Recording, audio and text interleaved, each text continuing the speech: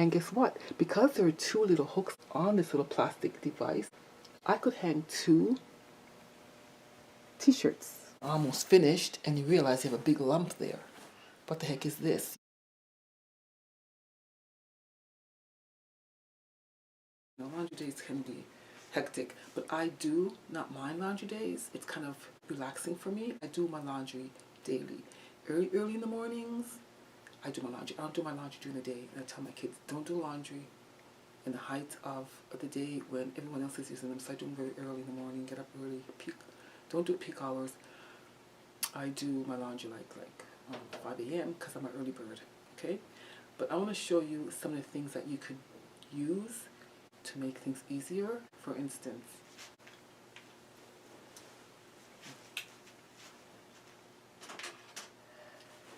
we get these at the store. Like you go to a Walmart and you get these. Oftentimes you take them home with your purchase.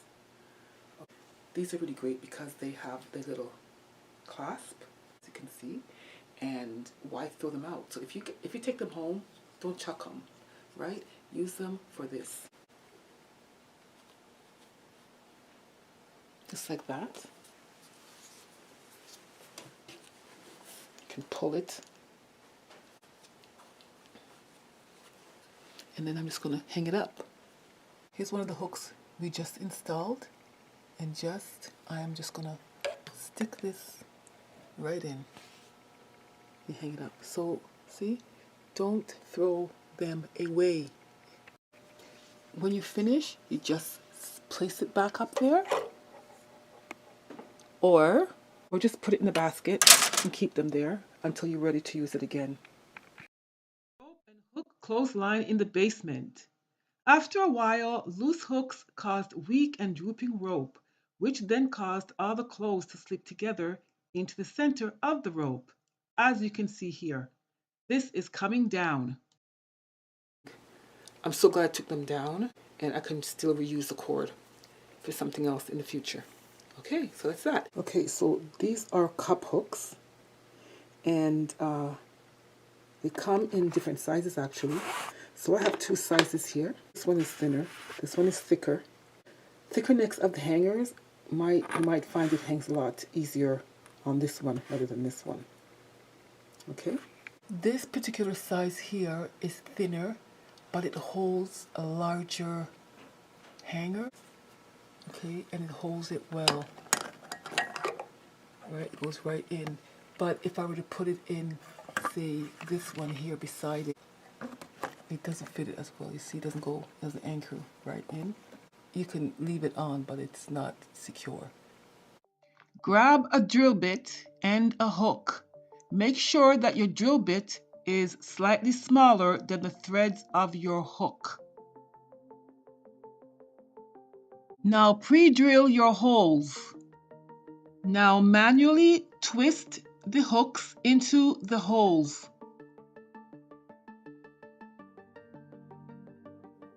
Use a wrench to tighten and make sure that each hook is facing the same direction. Make sure you mark the spots where you want your hooks to go, and make sure that you allow enough spaces between the hooks so that your clothes will dry easily. Let me show you why I don't throw everything away. Here is why. Where I worked, we always had these IV devices that we use to hang the IV. We never used these. They used to end up in the garbage. So I would take them. I would take them home because I knew we weren't going to use them, and it was clean. As I was going through the process of changing up and putting these hooks in, I realized that I didn't have a lot of space because I only made 11 hooks, and I really wanted to make more, but I had to settle with 11. And then I realized that I was looking through all the things that I saved. I found that, and so I hung it on the hook.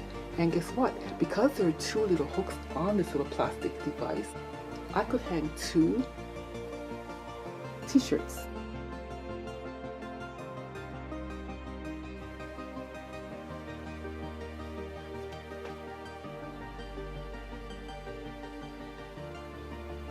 So I don't really need to make any more hooks, right? So this is what I mean about saving things and kind of seeing the potential of things before you throw them out.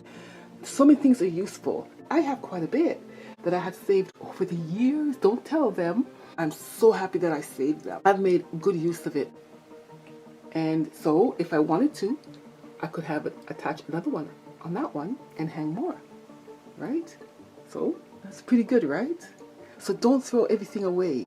This was a very smooth transition from the dangling weak rope to this, okay? And then we have our little hanging hook here, allowing you to have more space. It is hung on the bar of the hanger, okay? And you have two, okay, and the same over here as we saw earlier. Okay, so I hope that helps. I hope that if you guys do find something like that, use it. It doesn't have to be exactly that, but use it, or you can even make your own. So this is the only room in my basement that is not finished. It's approximately a 22 by 11 foot room, and it's nice that it's not finished in a way because I was able to get up to my ceiling joists so that I could easily insert my drill and insert my hooks. So that was easy to do simply because it's not finished. So it's a room that I use for my laundry room, just to give you a little bit of tidbit about myself. I dabble in a lot of things, guys. This is where I keep all my little craft supplies and where I do a lot of my little crafts. And then in here, I do sew. This is where I sew. My sewing room, guys, it sits right next door to my laundry room / craft room. I hope you enjoyed this video. I hope it helps make your life just a little bit easier. Thanks for watching. So now with all that I just did today, I have a very messy laundry room, so I'm going to clean it up now. Do you have old towels that you want to throw out? Don't throw them out. I have here some old cardboard and foam board. So I use this cardboard. I cut out a 7x7 square and I place it on my towel and I make my mark around it. So this is like my pattern piece. Okay, so I don't have to always be measuring all the time. This is already pre-cut. All I have to do, this is my pattern piece. All I have to do is place it on my material and trace it and cut. Then I have a 6x6 or a 6x6, 6.5 by 6.5 you could use, and I put it around where I make my mark. And this second marking will be the area that I will be actually sewing on. Okay, so I will be serging. I won't be sewing, and I'm gonna make myself some washcloths or face cloths or cleaning cloths, whatever you want to do with them. Way to save a couple of dollars. So with my serger, I'm just gonna do an overlock stitch, and I'll be cutting off some of the ends. Okay, so remember what I did was I made markings, but then I realized when I was about to sew, I realized that it's going to be small if I sew it right along here and then cut off the ends. So I'm just going to sew right along the edges. I could use this for dust cloths, or I could use them for washcloths, face cloths, bath cloths.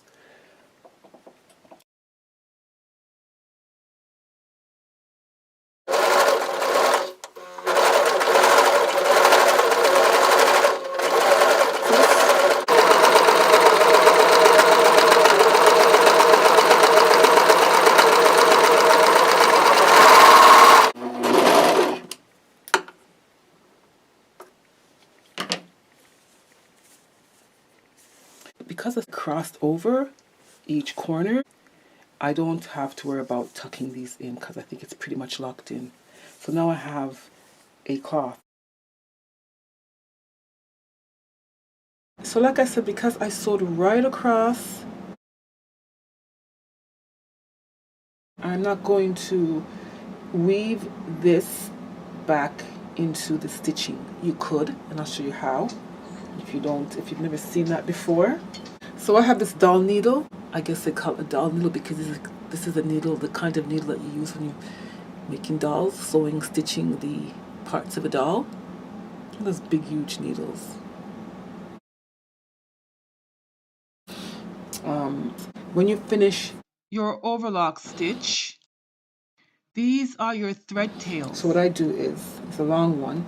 I like to make it long. If I know I have to weave in, I'm going to make it end it long, and then I kind of straighten it like this.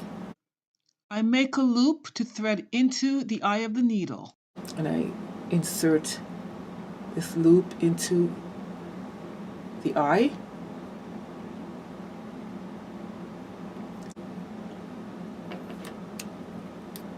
Cut off the end, the long stringy piece. You don't need that.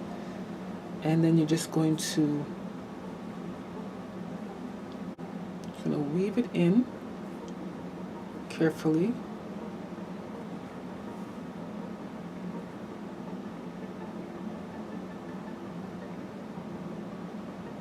You can even skip some. Sometimes I skip some, but if you can help it, don't skip any.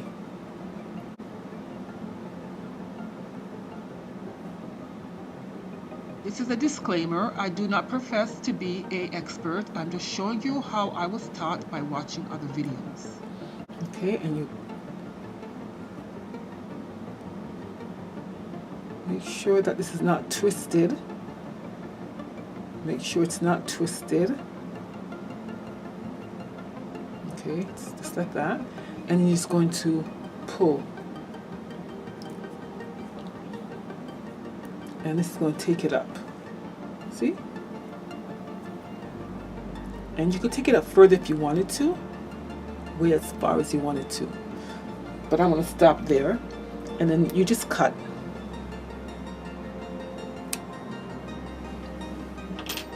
And that's it. But I'm not going to do that. I'm just going to trim it because, like I said, I intersected my stitching at all the corners, along all the corners. So now I'm just going to cut all the corners. And this is 10 minutes. I sewed 11 because one, it would have been 12, but I did two in one. So it's 11. So I did 11 in about 10 minutes. That was really fast. That's so simple. Just get your material, cut it, and you're good to go. You know, sometimes you're on a tight budget, and there's sometimes you just have to do things like this. You don't have to wait till the towel is no good. It's just basically saving a good towel, really. And if I needed some cloth, so I said, okay, I'm going to use it. But you could easily buy a towel, a nice towel of good quality, and cut it up and sew yourself 10 or 12 face cloths out of it, right? Because like nowadays a face cloth is like, one is like $3. Okay, so here they are. I have 11 of them, like I said earlier. All right, pretty good, eh? Use them to wash your face. You can use them to take a bath. You can use them to wash up your kids because they're small enough for that too. You could use them to clean. You can use them as dust cloth. So it's just an idea. Reuse, repurpose. Save money. It's good for the environment. They're still quite good. They're still in good shape.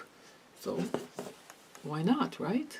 Let me know what you think about this idea, if you would use it, or if you've even already tried it. I'm sure there are people out there that's already tried this, but it's always nice to kind of remind people of these things. Okay? Super idea. Laundry gone missing. When you go to put on your sheets, you start making up your bed. You pull your sheet down, almost finished, and you realize you have a big lump there. What the heck is this, you wonder? You turn back the sheet and discover it's the missing pillowcase.